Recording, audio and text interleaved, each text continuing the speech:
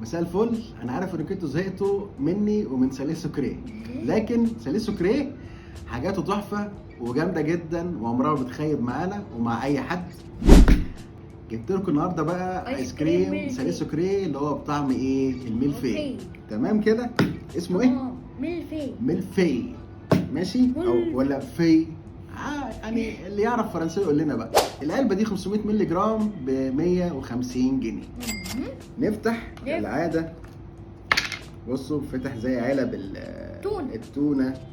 نفتح يا باشا. قصدك افتح. واو، قول لي بقى ايه اللي شايفه؟ مش شايف ده ملفي ولا ده ايه ده؟ ده ايه ده؟ ايه ده؟ بصوا يا جماعه اهو. لا ده ملفي مفروض. بس ده مليان كتير. اتفضل يا عم. طمني.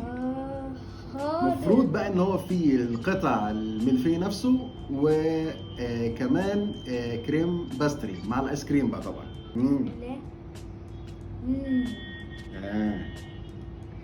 قول لي طعم الكريمه والملفي رهيب. هي جامده طبعا، بس ايه يا نهار ابيض، عشان كانت في الفريزر. كانت في الفريزر في حته بقى ايه خلاصه يعني، فمتجمده زياده. بسم الله.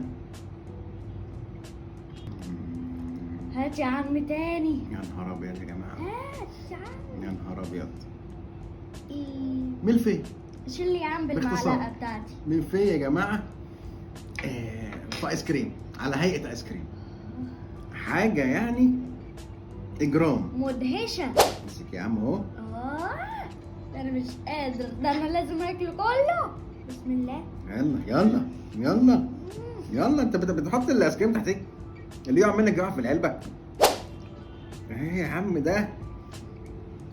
ربنا يسامحك اللي حطيته في الفريزر في الحته دي. هو عارف نفسه. مين؟ هو عارف نفسه بقى، مش عايزين نجيب صورته في التلفزيون في الفيديو. مامتي؟ مامتك؟ هنعرف يا مامتي بقى، حد من امهاتنا كده طلع شويه. لا انا عايز اكل حته بقى كده محترمه. خلاص يلا دوق. بسم الله.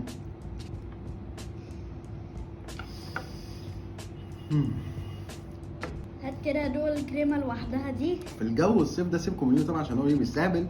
ايه في الجو الصيف ده والحر ده كل واحد في البيت يمسك برطمان من ده بس وياكل وينام بس، وسلم لي بقى على البتنجان.